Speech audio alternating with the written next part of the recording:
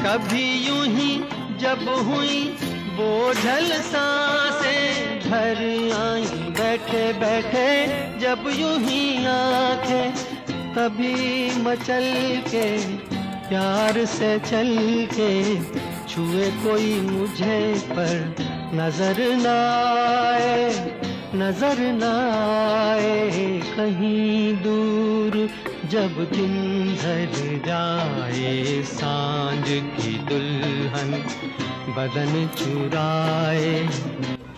ज्या लेडीज घरबसल्या काम करण्यासाठी इच्छुक आहेत त्या सर्व गृहिणींसाठी आज मी एक दिवाळी स्पेशल अपॉर्च्युनिटी आणलेली आहे। माझ्या एक फ्रेंड आहेत प्रियंका ताई, त्या डिजिटल मार्केटिंग, स्टॉक मार्केट यासारखे बरेचसे कोर्स आहेत ते ऑनलाईन घेतात आणि विशेष म्हणजे कोर्स पूर्ण झाल्याच्या नंतर त्यांच्याकडे 100% जॉबची गॅरंटी सुद्धा आहे।